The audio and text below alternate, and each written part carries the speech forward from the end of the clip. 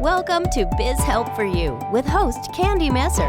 Entrepreneurs like to focus on the big picture, like profitability, success, and a smooth-running organization. But there always seems to be those little things like taxes, employee compensation, laws, regulations, and more. Now you can get the answers you need in one place. Join us today as we break it all down for you. Now, here's your host, Candy Messer.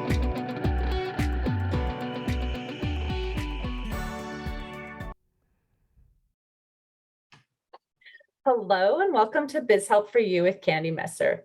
Thank you for joining us today. I hope you found the information on last week's show, The Sales Chain, informative. If you are unable to join us and would like to listen to the show, links can be found on our YouTube and Facebook pages, as well as multiple podcast platforms. If you'd like to receive notifications on when our podcasts have been uploaded, please like and subscribe. If there are topics you'd find beneficial or questions you have, please feel free to reach out to me at media@abandp.com. Now, let's learn a little bit about our guest today. Melissa Forziat is a Southern California-based marketer, speaker, consultant, and author. She teaches small businesses how to market on a budget and helps them execute their marketing strategies in addition to working with business organizations to train their trainers. She offers keynote presentations, workshops, and webinars, and her national and international speaking schedule has taken her as far as New Zealand. To date, she has delivered over 120 workshops and webinars to thousands of attendees. Before starting Melissa Forziat Events and Marketing, Melissa's career involved roles with the Olympic Winter Games, Rugby World Cup, and the U.S. Olympic Committee. Melissa is author of the free ebook, Small Business Marketing on a Budget. So Melissa, welcome to the show. Thank you very much for having me, Candy.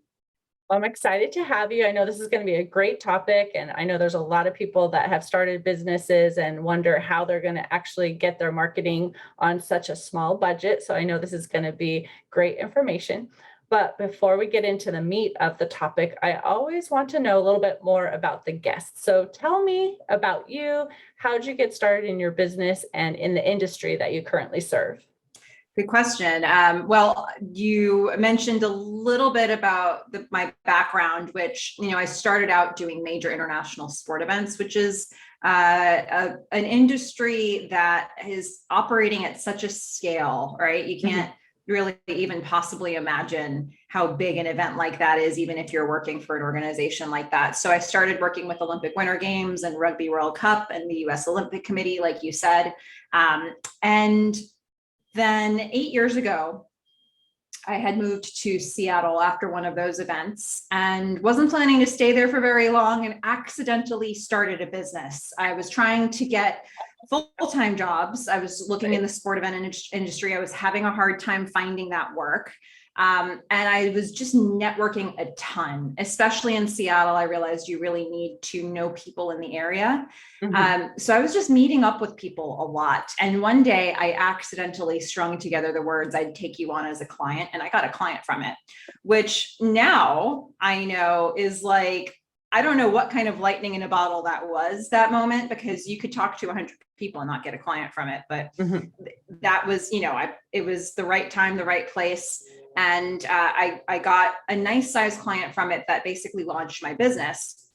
So I started doing events that involved marketing. And then I expanded my services over the years to go more into the small business marketing side of things. And it's been so fascinating for me because it's given me an opportunity to work with so many different types of clients. Also, when I expanded into speaking about marketing, that gave me yet more opportunity to get in front of clients and talk with them and find out what questions they had and see what kind of questions different people in different places had about their businesses, which was also a great way to see trends. So my business, I don't know exactly how uncommon it is for somebody's business to just sort of start, because, accidentally, or because, it was sort of an urgent need. But that's where it all began for me. So it gave me an interesting insight into the process of building a business. Nice. Actually, I was one of those entrepreneurs. I didn't intend to be an entrepreneur either, but it kind of revealed itself to me, right? So I think that does happen. Yeah, that happens. Yep. So, but I never just said necessarily like just one person. I mean, that's kind of why I have my business. So one person did say, please help, please help, please help. And I guess that's how come I have my business. But you're right. It's not always like, oh, I want to start a business. There you are, and the clients are there. So, but interesting. So obviously I have seen your website. Of course, we have chatted offline, and I actually have submitted a couple of my expert articles for you too. But you have a lot of content that you share with small businesses. So what made you want to work with the small business and share your content and other people's content? Yeah, this is an interesting question, because as I started to operate in my business, something that became clear to me when I talked with other service providers who work with businesses is that a lot of them don't want to work with micro businesses. And I started to get to know more about why that was. I think that, a lot of times when service providers work with micro businesses, they're not going to get the big contracts. They're not going to get the security. They are going to have volume. They're going to have a volume of client base that may seem really daunting for a business like theirs to grow.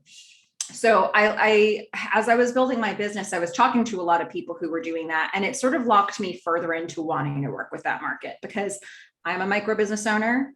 A lot of the people that I know are micro business owners. We have very small businesses. Usually that's under 10 employees. You could also look at it from a revenue standpoint. And to me, that's the area where there's so much potential for economic growth. And what I love about working with the really small micro businesses is that you can change a life with a good piece of advice at just the right time. And, a lot of people in that category got into business similar to how I did. Now, mine started really accidentally, but for some people, there's, an economic change in their lives. They lost a job, or they haven't had one for a while, or a health crisis comes up, and they're looking for a way to make ends meet. And they realize, oh, there's this thing that I do really well. I could turn it into a business. And that is so tricky for so many of us, because we don't have the knowledge of how to operate your business. We only know the product or service. And so, if you can help somebody just a little bit with some of the operational components at the right time, it can make the difference between that person's business thriving and that person's business failing. Right. And, when you're really right up close to that, you can see the other impacts that has. Like a business that's succeeding could mean food on the table. It could mean, paying rent that month. It could mean anything. It could mean a lot for their family and for themselves as a person. So for me, it's why I sort of doubled down in working with this audience. And I had to get really serious about that, because a lot of people who are marketers are somewhat flippant about how much money they think you need to spend per month on marketing. Right. And so people immediately tune them out when they get advice like that, because I don't have the budget for this. Right. So if I was going to focus in on this audience, for me, it was about really getting to understand it, getting to know it, and being appropriate to them. So all that content that you see on my website is a response to that, because a lot of people stay in that I need free content space for a while before they're ready to work with somebody like me. And I've had people who read content from my website for 1, 2, I've recently heard up to 6 years before they pick up the phone and call me. But then they become great clients, and it means they've been getting drip marketing education along the way. And in addition to that, like you mentioned, you've provided content as well. So guest blogs, I get an opportunity to share all different kinds of important information about operating your small business. And it's just, to me, it's been the most important thing to make sure people can make it to the next level, and stay in business and thrive from it. Right. Well, and even now, I think as soon as I, had found out you had the book and kind of your focus on what you're doing, I was like, okay, I need to have her on my podcast, because there are so many people who have started businesses in the last year and a half because they lost their job, or they were at home, or, different things. And like you said, the necessity kind of showed itself. And there's a lot of people, like you said, that are good at what they do in the service or product they provide, but don't know how to do the marketing or other, areas, because you weren't ever thinking you're going to be a business owner. Like you said, they're accidental entrepreneurs or, out of necessity. So I think it's a great discussion and having that opportunity for them to learn. And that's why I have my podcast too. And I talk about all different topics, not just my industry, because I want to educate the business owners and, help them be successful. So I love that that's your focus is really to help them get the education so they can be successful.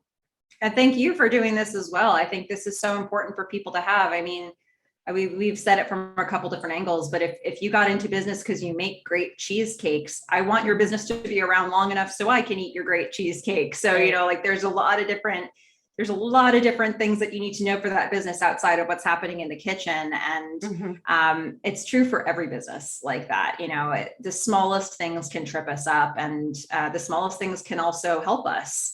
So I'm sure there are people who have listened to Biz Help for You who have gotten, something along the way that like changed the course of how they operated. And it's, you just never know what kind of lives you've touched along the way. Right. Well, that's my passion. So I do hope it helps, and like I said, I know that you have some fabulous information. So one of the things I do want to get into talking about, because again, a new business owner may not know really what a brand really is versus, a logo or a thing. So give the definition of really what a brand is and what does it mean for a business to have a brand? Yeah, I think this is a question that is a sticking point for a lot of people because it seems like such a big idea, and it's hard to know how important it is to operating your business day to day. To me, a brand is basically just the personality of your business. And it's not necessarily the personality of you. There are things that you can put forward in your business that aren't how you would show up yourself every single day. Some people hold themselves back a little bit from their businesses because they feel more comfortable doing that. In some cases, you have multiple people operating in a business. And so your business needs to look the same to the audience at large, regardless of who's representing it. So a brand is basically the personality behind the business. And there's a lot of things that go into that. It's your value system. It's the tone of voice that you use when you're talking or writing.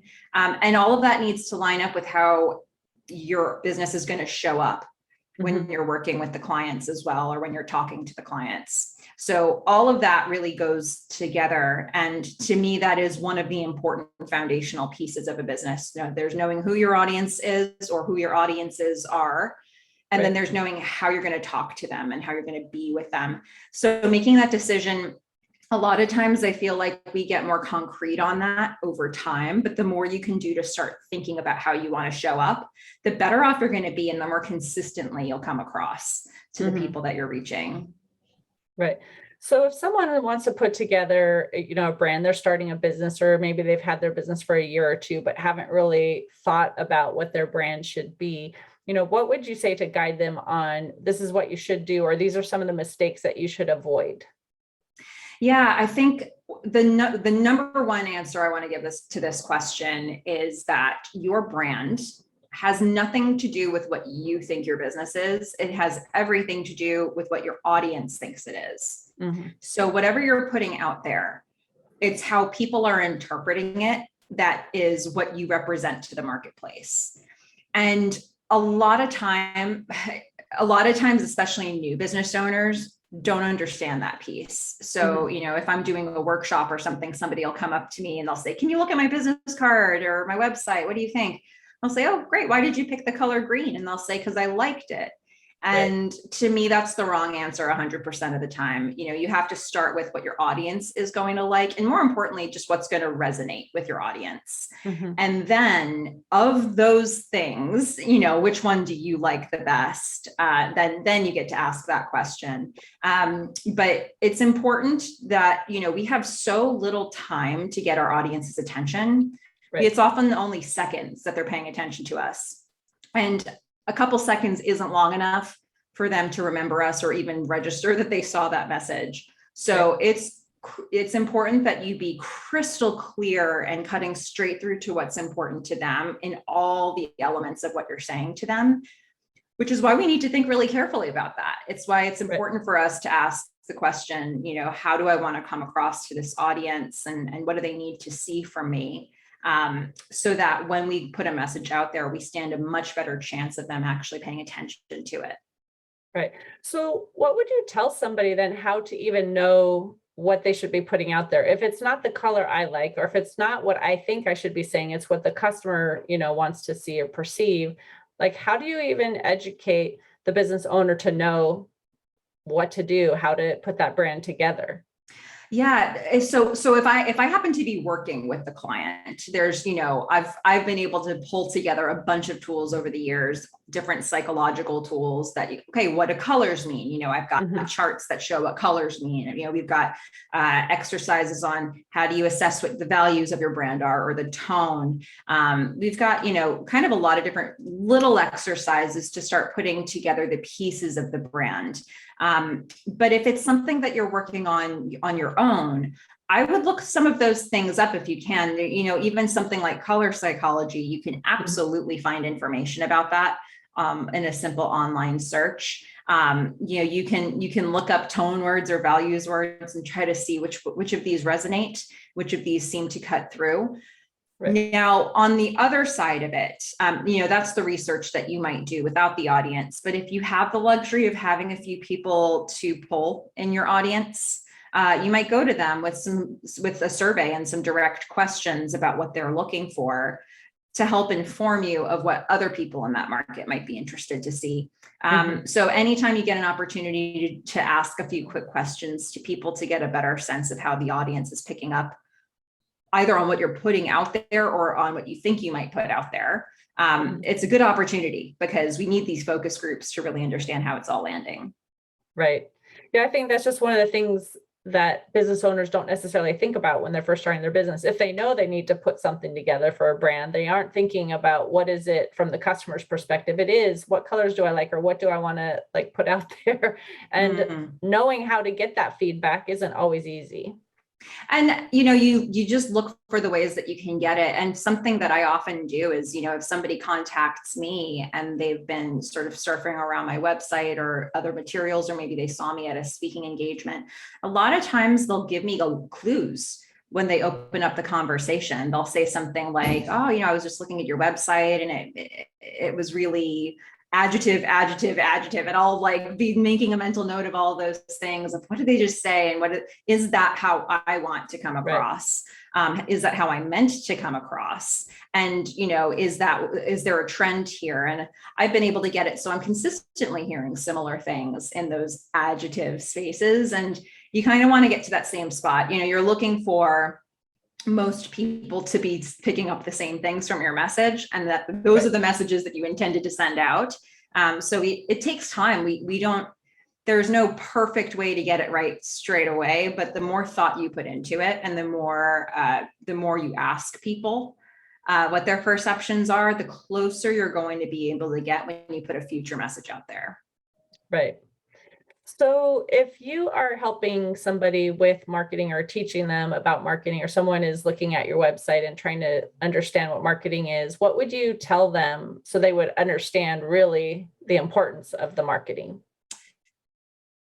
Yeah, I think one of the things that I think the most important thing for people to be aware of is you have to do it. And I think that, I say this because a lot of people aren't asking the question of how should I do it? They're saying, I'm not ready to do it. They're saying, I don't have the budget to do it. They're saying, I don't have the time to do it. And they're feeling like there's things stopping them that are more pressing than their marketing. Right. I get this all the time. And I think it's important for people to understand that if you don't marketing is about telling people you're out there and telling them what you do and making them aware of your existence on the planet. Right? So how are people supposed to buy what you sell if they haven't heard of you? Right. How are they supposed to buy what you sell if you're not in front of them at the moment when they need the thing that you sell? So, marketing is very important. And for those of us who are putting it on a back burner, perhaps in the very distant future, you have to really think, maybe you're serving clients today, but who's in your pipeline for tomorrow when those clients go away? And so I think, if I'm talking to a potential client or any business owner, whether or not they're thinking about becoming a client, I want to impress upon them that marketing is sort of a constant in your business. To me, I often compare it to being like bookkeeping, where it's something that you're doing all the time to keep your business healthy. In marketing, the rules change along the way. And bookkeeping may be a little bit more stable from that standpoint. But if you think about it, like whatever I'm doing for my marketing, can I do this? How often can I do this? Can I be consistent with this? Then you're potentially doing some marketing that can work for your business, because consistency is absolutely key. And just getting out there is absolutely key. So how do you help someone figure out, or if someone's listening and they want to do it on their own, maybe they haven't even had any, professional advice, but they're like, okay, I know I need to get out there. I know I have to market, but there's so many different platforms out there. And I've been told you're supposed to like post at a certain time to get the right amount of viewers, but I don't have time to sit there and log on and post all the time. Like, what would you tell someone? Like, should they start just one platform and just focus on that? Should they pick a couple? Should they still go ahead and batch their, posts and let a third party, posting software help them, or just try to go in and just add it to your post, organically, like right then when you're there, not, like, what would you say about all of that? Because there's so much information out there that it becomes overwhelming to know what you should do. It does. Yeah. And so it's interesting, the question that you've asked, because you've already gone really specific with an assumption about needing to do online marketing or social media marketing, for example. So I'm going to take us back a step here and say, there are a lot of ways to market your business. Because again, if we boil this down to just simply saying it's about getting people to be aware of your business, there's a lot of ways to do that, right? So, marketing for one person's business could look like being on social media. For another person's business, it could look like putting out a lot of content through their website. For another person's business, it could be constantly attending networking events. For some people's businesses, it might be speaking. For some people's businesses, it might be, putting up flyers all over town, or building relationships with other businesses. So there are a lot of verbal referrals that are happening. There could be, you could find great directories that are exactly where your audience is looking, and that's where you need to be. For other people, they need, let's say, a low volume of really specific high profile clients. So maybe what they're going to do is, do research to find the perfect clients and then try to court them however they possibly can, maybe with gifting or pitch emails, or, pitch visits, or, however that's going to work. All of these things really still factor into marketing. And I would even say advertising, although we often bucket it separately, but what you're willing to pay for, that's marketing as well. It's just getting the message out there so that people can receive it. So I think, when people are looking at how am I going to market, part of the question becomes, first of all, where is your audience? Where exactly can you find them, and how can you reach them in those places? That narrows the list quite a bit of where you could be marketing to be effective. And then, of course, I encourage people to think about, where is my brand going to be represented the best? If you're going to need visuals, for example, that's going to change some of your options. And then you look at, where do I want to be? Do you want to be in a place where you're going to be spending money or spending time? Do you want to be in a place where you're going to have to interact? Like maybe you're really introverted and you're uncomfortable with the idea of interacting with people in person, so you go for other options. So I think it needs to be sort of an intersection of those three things, the answer that we come up with. And for your questions on social media, I think if somebody decides that if that social media is in fact a place they need to be, now I would say, which platforms is your target market on? Where are they communicating on those platforms? Like, how are they talking? How can you find them exactly where they are on those platforms? And then, how many places is it realistic for you to be? Because I think people try to be a lot of places at once on social media, and maybe they only need to be one or two places and just be there really well, really listening and really talking to people. So all of this stuff, I know it's not a perfect, simple answer. But if I were to give you an answer that said everybody should be here, and there are marketers who are doing that, Right. everybody must be using this. If everybody were using that, it would become so saturated that nobody could use it anymore. Right. So that's so true. There can't be one answer for every business. Right. We will inherently dilute it if we do that. So you have to find what's right for your audience and your business. Right. Well, I'd love to, when you were saying before about networking and, maybe if you're an introvert, that doesn't work as well and you might want to try something else, but actually I'm introverted and I've had to learn to put myself out there. And like this podcast, I never thought I would do, but here we are. But I actually loved having the opportunity to just chat with one or two people, just one-on-one, and not, plan to go and like work the room per se, but that helped me get to know people and they got to know me. And we built really great relationships that ended up, and it drives business to each other in the long run, because now you know who they serve and who our ideal clients are. And when you hear someone say, I have a need, you can easily like refer them. And so I think that's an excellent way. It does take your time and often some money too, because you have to pay for the events or something. But I think a lot of people have not always gone that route if they're like me too. And, oh, I'm shy, it's going to be hard to talk to somebody. And of course, we haven't had as much opportunity in the last year and a half with, everything kind of having to be Zoom and remote and things. You don't have as much time to really talk one-on-one, but I've had to learn it's okay to go and still be shy and talk to one or two people and not have to talk to everyone in the room. Yeah, absolutely. And actually, I'll go ahead and expand on this and address the introverts in the room for a second. Extroverts, keep listening. I'm sure we'll be giving you more later on in the podcast. But, when people say I'm shy, I think one of the great superpowers that an introvert has is being able to create a depth of the relationship, not just a volume, but like really go deep and really become aware of somebody's strengths. And oftentimes you develop stronger partnerships because of it. Mm-hmm. So, when people say they're shy and they kind of like automatically feel like that excludes them from a whole category of marketing, I encourage you to really dig deep and ask yourself, in what ways am I shy?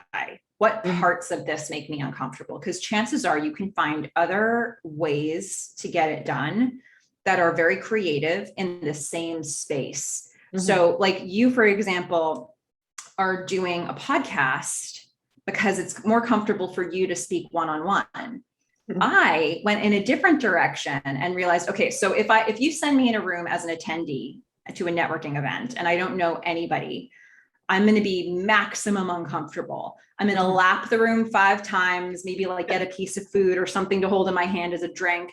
And I'm going to keep lapping it until I notice the other person in the room who's lapping the room too. We'll lock eyes and then we talk until we finally leave together. But for me, it's very awkward and very uncomfortable and often doesn't feel like the greatest use of my time. But what I ended up doing instead, or doing more of, is when I started my speaking career, that solved all my problems. Because as a speaker, I was able to share my content and my personality through my content. And people would then approach me.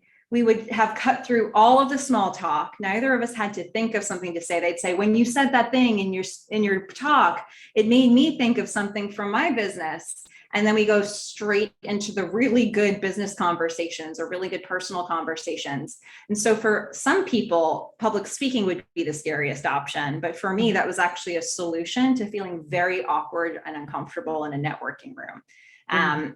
So I don't know. I mean, these are just ways for you to really think about, in what way am I shy? And in what way could I potentially cut through that and actually fit, highlight what's strong about me already in my marketing. Right. Great tips. We all have something we could be doing that will help us, right? We don't have to shy away from every little thing that might scare us. So I know we were talking again to people that maybe don't have a whole lot in their budget to, advertise and do the marketing, but can you tell somebody how they would determine how much of their budget that they have available for marketing? So this is a really interesting question because there are people who have tried to give like a percentage percentage of revenue. This is how much should go to marketing. I've seen that. There are numbers like that out there. Okay. So if you go look that up, you will find them, but that's not my answer. My answer is marketing either costs money or time or a combination of the two. So if got $0 to spend on marketing, you can still find ways to market your business. It's probably going to take you a little longer, and it's probably going to involve more relationship building in ways that are free, right? We can email people for free. We can do social media for free.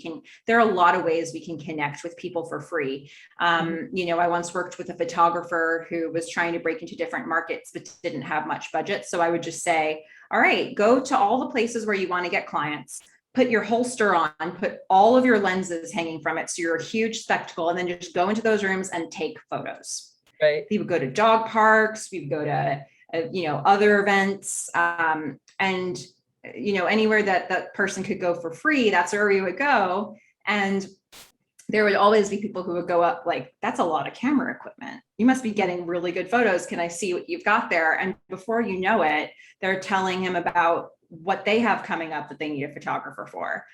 So those are the kinds of things that we can do that don't cost any money. They cost time and a little bit of creativity to get you into the right space. But when you do have money to spend, that changes your options. It will give you more efficient marketing opportunities in some cases. You don't have to, you know, spend the time if you don't have it anymore.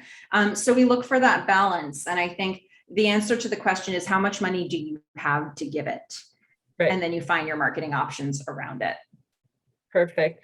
So obviously, if someone's on a tight budget and they also say, well, I'm super busy, they're going to have to pick one or the other, right? You have to make some time to get out there, or you're going to have to spend some money maybe on some things that cost you, but it might save you time in the long run. Yeah. And some people say, I've got neither, and then we have a problem. Because somehow marketing has to happen, right? So, you know, when people say, yeah, but I don't have time, I just don't have the time or the money. And then I'll say, do you still want to have a business? Because at some point people have to have heard of you. In my case, people have to have heard of me for kind of a long time with many different touch points. For some people's businesses, it won't be as much, you know, like there won't be as much competition out there in the marketing marketplace, or, you know, there might be more urgency for the clients. So not everybody is going to have the gestation period that I often have with my clients, but if you have any, which most people do, you just need to be out there. So it's going to cost something, and it's just a matter of what can you realistically give to it. Right. I think it's a great point that you bring up too, about it's going to take time, because some people might think, well, gosh, I wrote a couple blogs, or I posted on social media, or I went to a couple networking events, and I haven't had anything come from it. Right. But it takes a while. And especially industries where they don't want to share their information right away. Like mine, sometimes people feel, you know, I'm going to have to share my numbers, and either they think they're too big or they're too small or whatever. And they're like kind of embarrassed sometimes about that. So it takes them a while to get comfortable with me. And same thing, like in what you're doing, it takes a while, where if you have something else that you just, you know, want to go try a new restaurant, that's easy, right? Someone that, you know, is marketing, they might get a new client pretty quickly if they start, you know, advertising on Yelp or something, whatever they decide to do. But it really depends on your industry and what you're doing for how quickly you might get that customer. It's so true. It's so true. And, you know, you can be, if you're a landscaper and a great marketer, you're probably going to cut through your competitors a lot quicker than you're going to be if you're a marketer who's trying to market around other marketers. You know, like it just takes a while for some businesses to get that trust, and maybe a lot less time for others. So you have to kind of know where you fall in that spectrum. But you know, you're talking to somebody who's recently had a client sign up after 6 years of reading my weekly newsletters. So that was like a really kind of daunting thing to hear, and also really exciting, because I had planned my marketing in such a way that I could stay in front of her.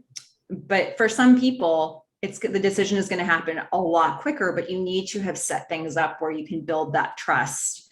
And it helps if you can have a way to capture that lead and get back in front of them to nudge them along a little bit each time. It will very likely, if you have a way to do that, it will very likely help you land more clients in the long run. Right. Well, while you were talking about that too, for 6 years, I'm assuming that also had to do with like a newsletter or something. It's not just like social media. So we haven't even really talked about newsletters yet. So do you recommend still that people have a newsletter? If so, how often should they be putting that out? Is it every couple weeks? Once a month is okay? What would you say on that topic? Well, I love this topic. I'm such a nerd about newsletters. So, don't be off put by that. But I definitely recommend newsletters from the standpoint of keeping your audience warm. Mhm. And if you feel like the word newsletter is outdated, just email your audience from time to time with content that seems valuable to them. Right. And, how often? Well, my answer to that is how often is realistic for you to maintain. So Mhm. if you said, I'm thinking about doing a weekly newsletter, and I said, could you still be doing a weekly newsletter in 3 years? And if somebody says no, probably not, then I know they're going to burn out at some point. So, Right. does that need to be monthly? Does it need to be quarterly? Every 2 months? What is the cadence that you will realistically be able to maintain? Because the point is we want to maintain it so Right. that in 2 years they are still hearing from you. In some businesses, you meet the right person and it's not the right time yet for them. Right. It's just the conditions aren't quite there, or they haven't totally been convinced, but they would be if you reached them again in a few months. Right. So, I think it's so important to stay in front of those people. I have seen it over and over and over again in my business. I can't even tell you how many examples I have when I'm like, thank goodness I had a newsletter where I was Right. continuing to reach out to those people. You just never know who in your audience is going to be ready in 3 months or 5 months time. And at least you're still in front of all of them so you can find out.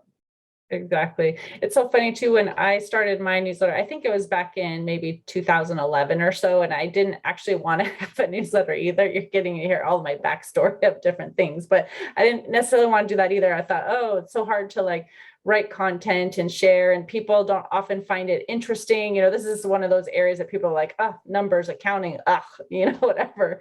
So, and someone else had told me, yeah, they're not going to want to read it. If they want it, they just want to hire you to do the work and they won't read it. But someone else had said, but it just helps you, if someone finds out about you, same thing, they'll get your information, you can stay in front of them for a while. So I finally said, okay, but I said, I'm only going to do once a month, because that I can commit to. Anything more than that, I think, is too much. And so that's what I've been doing for the last 10 years now, I guess, is once a month. And I wanted to add just like a little personal thing. So at the beginning, I always have like a little bit of a note from me, and something that might be a little bit personal too. Like I actually just went to Mount Rushmore and I took a picture with my family. So that newsletter that comes out that just came out is going to have that picture. And I'm like, I finally got to go to Mount Rushmore, so it helps them know a little bit about me too, in an industry or a topic that a lot of times people find not so much fun, right? And I've had a lot of people tell me they like that part too. Yeah. And there's always something that you can share with people that will engage them and keep them interested. And that's going to look different for every business, but there's always something. And, even if I think about, for example, like the tourism industry, for as many bed and breakfasts or hotels as I've stayed in over the years, hardly any of them still keep in touch with me. And I'm always amazed by that, because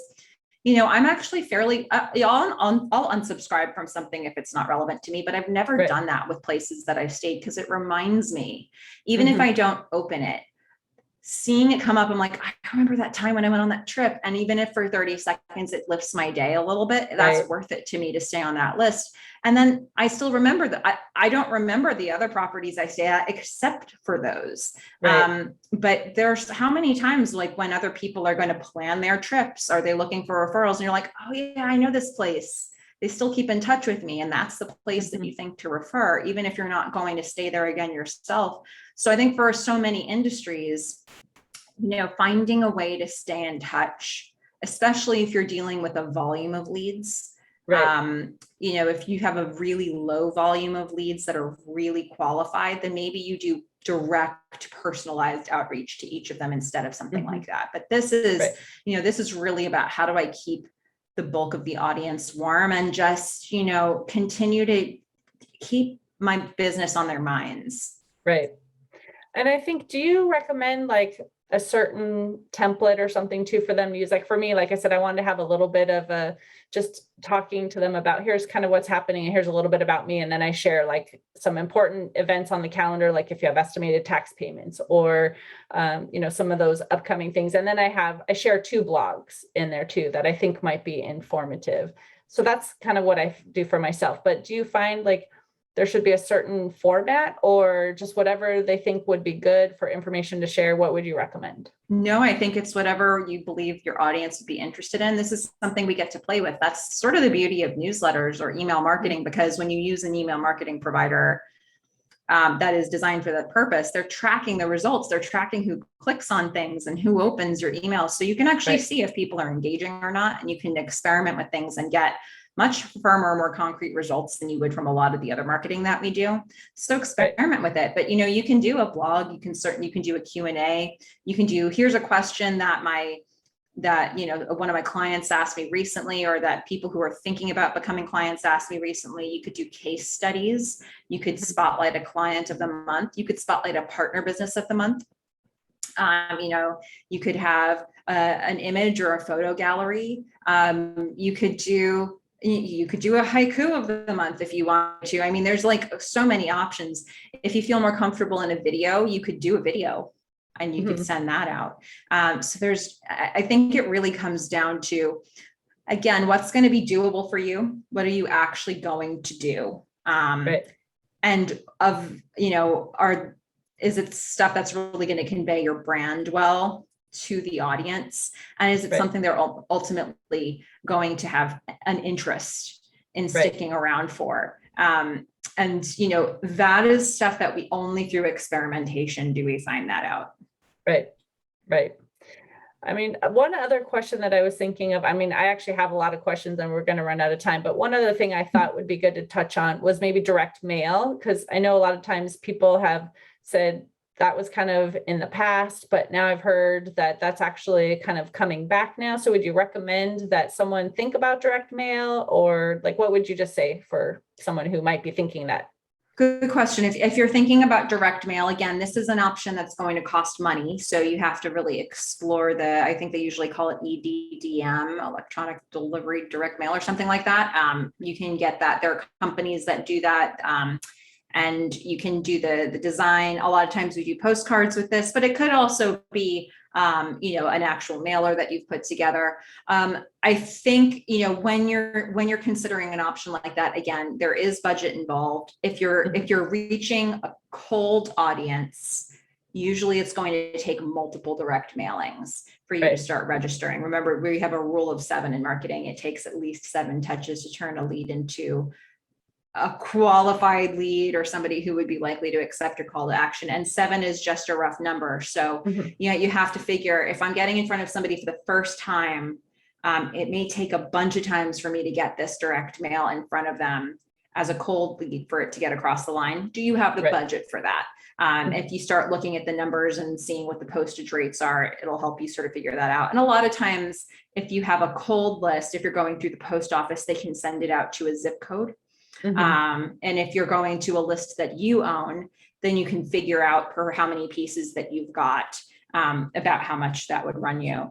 So I would say just be mindful that there's going to be some waste in that process, and you just sort of hope for over time that you've gotten exposure to enough people that the revenue will surpass the expense of it. Right. Well, this has been great. I know we're running out of time. I have more questions I know that I could ask, but I wanted to keep this, less than an hour, but I know you probably have an offer that you would love to share with our guests. So why don't you let us know what that is? Absolutely. Well, for anybody who has more questions about marketing coming off of this, maybe I created more questions than I answered for some of you. So I have a free ebook called Small Business Marketing on a Budget. It outlines 10 different types of marketing that you can do either for free or low cost. There's sort of a range. If you're starting sort of with the no budget area, it'll give you some ideas and then we'll build up from there. So that's going to be a great resource, and that's available on my website. Pretty much hit almost any page of my website and you'll see a pop-up that comes up to take you straight to that page to sign up for it. So I really encourage that. It should give you some new ideas to play with. if you're looking for inspiration on marketing or looking for new ideas. Perfect. And we'll include that link also on the description on our YouTube page so people can find that and click on there. So if anyone wants to reach out to you other than getting that free resource, how can they connect with you? Well, I have an email address that's on my website, melissa@melissaforziatevents.com. That would be my most recommended way to do it. I'm on a few different social media platforms as well, but if you really want to get directly in front of me I'm practically tied to my email most of the time.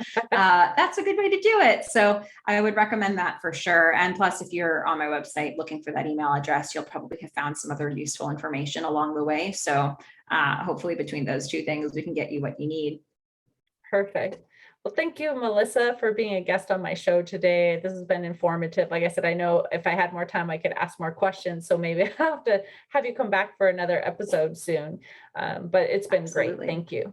Thank you very much. And then once again, thank you for hosting this. I have no doubt that there are a lot of business owners out there that have been helped tremendously by the information that you put out there. So on behalf of all of them, thank you for putting this out there. Thanks for that. I appreciate that.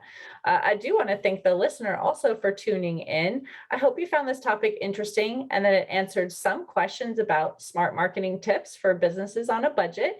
If you have any additional questions or comments, be sure to reach out to Melissa at the email, the address that she shared, or you can send us a message at media@abandp.com. And would you please share our show information with those you know? I'd really appreciate your support. I hope you can join us for next week's topic, how to properly handle corporate meeting minutes. And please remember, you can connect with us on Twitter, Facebook, and LinkedIn, and my website is abandp.com. And you can find the podcast posted on multiple favorite podcast platforms, including Google, TuneIn, Stitcher, iHeartRadio, and Spotify. Until next time, have a great week.